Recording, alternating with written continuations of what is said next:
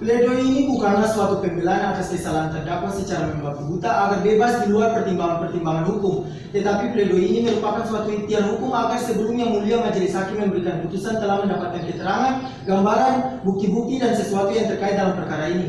Oleh karena itu, pledoi ini merupakan salah satu alat peradilan untuk membantu Yang Mulia Majelis Hakim untuk sampai pada suatu keyakinan. Dan dengan keyakinan ini, suatu perbuatan yang dituduhkan dapat dinilai secara bebas, benar, adil, dan baik bagi terdakwa, keluarga terdakwa, maupun masyarakat luas.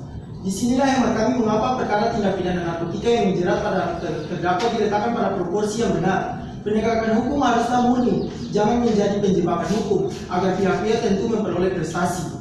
Jangan hanya terdakwa yang dipersalahkan tapi dijadikan tumbal. Tanggapan atas surat dakwaan dan surat tuntutan jaksa penuntut umum. Yang Mulia Ketua Majelis Hakim beserta anggota Majelis Hakim yang terhormat, Saudara Jaksa Penuntut Umum beserta hadirin dalam persidangan ini. Negara hukum atau rule of law merupakan sendi-sendi yang bersifat universal seperti pengakuan dan perlindungan terhadap hak-hak asasi manusia, legalitas dari tindakan negara ke pemerintah dalam arti tindakan aparatur negara yang dapat dipertanggungjawabkan secara hukum dan terjaminnya peradilan yang bebas.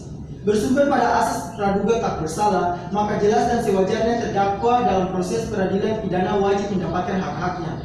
Asas praduga tak bersalah berarti bahwa setiap orang yang disangka, ditangkap, ditahan, dituntut, dan atau dihadapkan di depan pengadilan wajib dianggap tidak bersalah sebelum adanya putusan pengadilan yang menyatakan kesalahannya dan telah memperoleh kekuatan hukum yang tetap. Berikut surat dakwaan jaksa penuntut umum dianggap telah dibacakan. Kemudian tanggapan atas surat dakwaan jaksa penuntut umum dianggap telah dibacakan.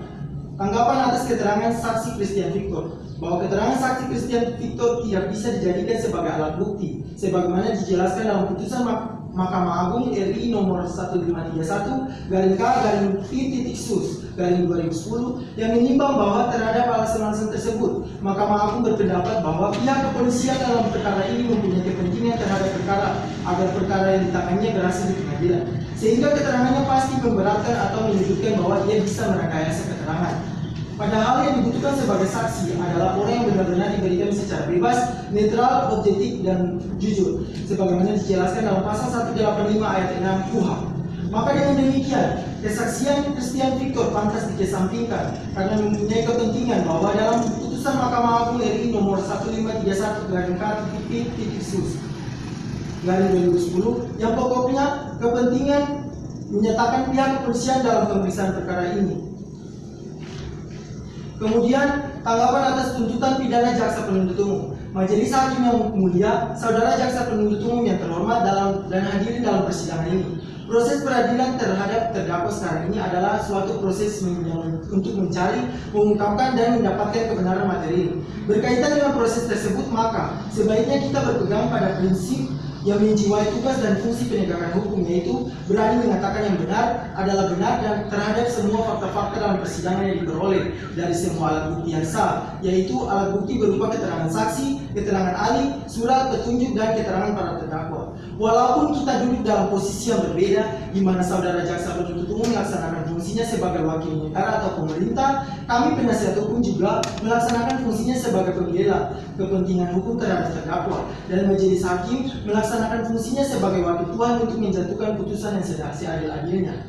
Berdasarkan fakta-fakta, perlu digarisbawahi bahwa pembuktian atau analisa yuridis dibuat berdasarkan fakta hukum atau analisa fakta, sedangkan fakta hukum atau analisa fakta dibuat berdasarkan fakta-fakta yang diperoleh dalam persidangan. Fakta-fakta tersebut diperoleh dari alat bukti yang sah. Saudara Jaksa Penuntut Umum yang terhormat, kita boleh berbeda pendapat dalam melakukan analisa fakta dan analisa yuridis, karena hal tersebut adalah suatu hal yang lazim.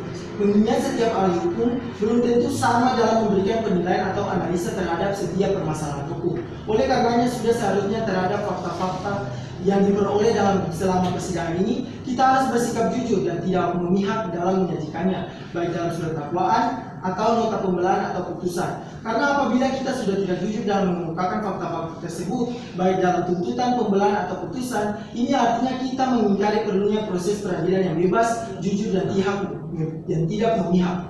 Majelis Hakim yang terhormat, Saudara Jaksa Penuntut Umum yang kami hormati, serta hadirin dalam persidangan ini. Setelah kami teliti catatan dan rekaman atas kejadian-kejadian dan fakta-fakta yang terungkap dalam persidangan ini, baik dari keterangan saksi, keterangan ahli, keterangan para terdakwa, maupun barang bukti dan surat yang merupakan alat bukti yang sah, sebagaimana dimaksud dalam pasal 184 KUHP. Yang kemudian kami bandingkan dengan fakta-fakta yang disajikan dalam surat tuntutan jaksa penuntut umum